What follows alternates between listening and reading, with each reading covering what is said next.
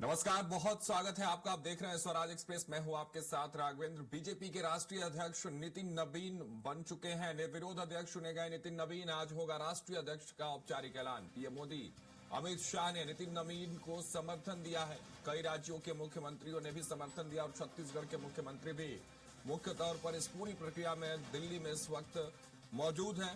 नितिन नवीन को यह नई जिम्मेदारी दी गई है। भारतीय जनता पार्टी देश की सबसे बड़ी पार्टी इस वक्त और सबसे बड़ी जिम्मेदारी, इस सबसे बड़ी पार्टी की राष्ट्रीय अध्यक्ष की जिम्मेदारी अब नितिन नवीन के कंधों पर है। आगामी रणनीतियों की जिम्मेदारी इनके कंधों पर है। पार्टी को किस तरह से आगे सुदृढ़ तरीके से चलाना है, इसकी भी जिम्मेदारी नितिन नवीन के अब कंधों पर है। आपको बता दें, देखिए वो तस्वीरें भी आई हैं कल सामने नामांकन को लेकर। ये तस्वीरें नामांकन की तस्वीरें हैं जब तमाम राज्यों के मुख्यमंत्री वहां मौजूद थे। प्रधानमंत्री नरेंद्र मोदी खुद मौजूद थे और गृह मंत्री अमित शाह खुद प्रस्तावक बने हुए थे जब नितिन नवीन के, यानी कि नाम तो साफ था। लेकिन कल नामांकन हुआ और आज औपचारिक ऐलान भी हो जाएगा। राष्ट्रीय अध्यक्ष के तौर पर नितिन नवीन को यह नई जिम्मेदारी भारतीय जनता पार्टी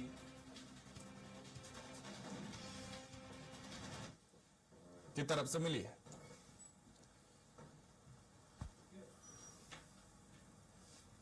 देखिए आज औपचारिक ऐलान होना है, लेकिन नाम पर मुहर कल ही लग चुका है। हमारे सहयोगी राहुल अग्निहोत्री छत्तीसगढ़ से जुड़ रहे हैं, छत्तीसगढ़ की राजधानी रायपुर से।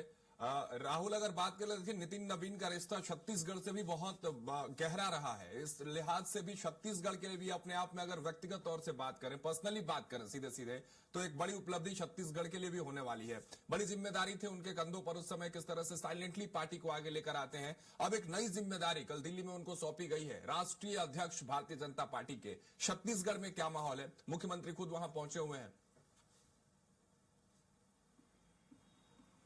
जी राघवेंद्र, देखा जाए तो छत्तीसगढ़ में जो बीजेपी के नेतृत्व है उनमें खासा उत्साह देखने को मिल रहा है, क्योंकि जिस तरीके से नितिन नवीन ने छत्तीसगढ़ में अपनी भूमिका निभाई है, चाहे लोकसभा का चुनाव हो, विधानसभा का चुनाव हो या फिर नगरीय निकाय के चुनाव हो, सभी में जो छत्तीसगढ़ में बीजेपी को अभूतपूर्व जो जीत है वो मिली है। और उसके साथ ही देखा जाए तो यहाँ के जो जनप्रतिनिधि है उन्होंने भी बढ़ चढ़ करके नितिन नवीन का साथ दिया है। और जिस तरीके से छत्तीसगढ़ में माहौल देखा जा रहा था कि तमाम जो लोग हैं कार्यकारी अध्यक्ष बनने के बाद ही नितिन नवीन को शुभकामनाएं देते हुए नजर आ रहे थे, जहां पर बीजेपी के छोटे स्तर से लेकर के जो प्रदेश स्तर तक के नेता हैं सभी लोगों ने नितिन नवीन का बधाई दिया था। इस बीच में जब ये पूरी घोषणा हो रही है तो छत्तीसगढ़ के लिए काफी उत्साह का भी माहौल नजर आता है, क्योंकि देखा जाए तो छत्तीसगढ़ में जिस तरीके से नितिन नवीन ने चुनावी योगदान दिया और उसके बाद में यहाँ के जो प्रदेश इकाई के जो नेता हैं उनके साथ जो सामंजस्य की स्थिति उनकी है, यहाँ के प्रत्येक जो नेता है बीजेपी के उनके कैलिबर का उन्हें अच्छे से पता है। तो हो सकता है कि इन नियुक्ति के बाद में केंद्रीय स्तर पर भी कई जिम्मेदारियां जो प्रदेश के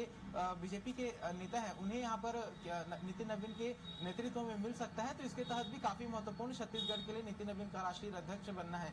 इसके साथ में आपको बता दूं कि जिस तरीके से कल घोषणा हुई है तो नामांकन वापसी की अवधि पूर्ण होने के पश्चात में बीजेपी में नितिन नवीन के अलावा किसी और ने नामांकन नहीं डाला था, जिसके कारण निर्विरोध जो नितिन नवीन है वो यहाँ पर राष्ट्रीय अध्यक्ष के तौर पर चुने गए हैं। और इसके साथ में देखा जाए तो जिस तरीके से नामांकन की प्रक्रिया के तहत जो पूरी निर्वाचन की प्रक्रिया चली है उसमें 36 में से जो 30 प्रदेश हैं उसके अध्यक्षों के नेतृत्व में जो निर्वाचन की प्रक्रिया है वो अब संपन्न हो चुकी है। और इसमें देखा जाए तो जिस तरीके से लगभग दोपहर 2 बजे तक के 2 से 4 बजे तक की जो पूरी निर्धारित कार्यक्रम के अनुसार जो प्रक्रिया है वो चली है। इसके साथ में देखा जाए तो नितिन नवीन को कुल 37 सीटों में नामांकन के पक्ष में जो नामांकन है वो दाखिल किए गए हैं। तो छत्तीसगढ़ की ओर से भी जो नामांकन पत्र है वो दाखिल किए गए थे, जिसके जो वीडियोस भी सामने आए हैं, जहां पर प्रदेश अध्यक्ष किरण सिंहदेव के नेतृत्व में मुख्यमंत्री विष्णुदेव साय समेत सभी जो मंत्रीगण, सांसद और पदाधिकारी थे उन्होंने अपनी सहमति पत्र है वो दर्ज की थी। तो इस बीच में छत्तीसगढ़ के लिए काफी बड़ी उपलब्धि है। छत्तीसगढ़ में विशेष उत्साह का माहौल यहाँ पर भारतीय जनता पार्टी में देखा जा रहा है। और जिस तरीके से नितिन नवीन को आज आधिकारिक तौर पर घोषणा की जाएगी, उसके बाद में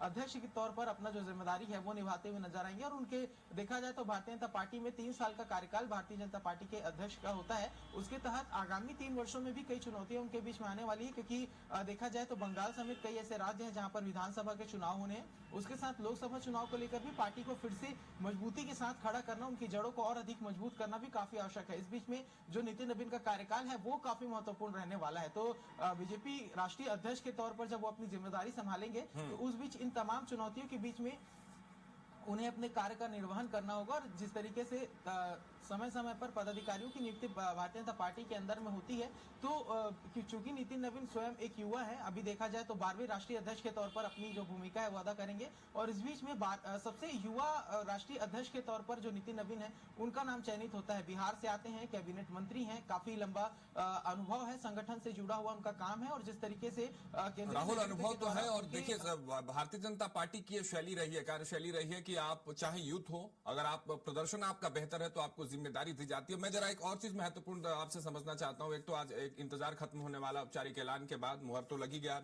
साइलेंट किलर के तौर पर नितिन नवीन को देखा गया, जब से ये जिम्मेदारी भी नहीं मिली, चाहे उससे पहले जिस तरह से प्रभारी रहे हो चुनावों में मध्य प्रदेश में या छत्तीसगढ़ में, बड़ी साइलेंटली काम करते हैं और फ्रूटफुल रिजल्ट लेकर सामने आते हैं। अब आप देखिए ना, कार्यकारी जब उनको अध्यक्ष बनाएगा उसके बाद से एक भी बयान अब तक कोई ना मीडिया में सामने आया, ना उनके सोशल मीडिया के माध्यम से। यानी उनके कार्य करने का तरीका भी जो है वो बड़ी ही साइलेंटली काम करते हैं और रिजल्ट फ्रूटफुल सामने नजर आता है। शायद यह भी एक बड़ा कारण रहा भारतीय जनता पार्टी की नई जिम्मेदारी उनके कंधों पर देने की।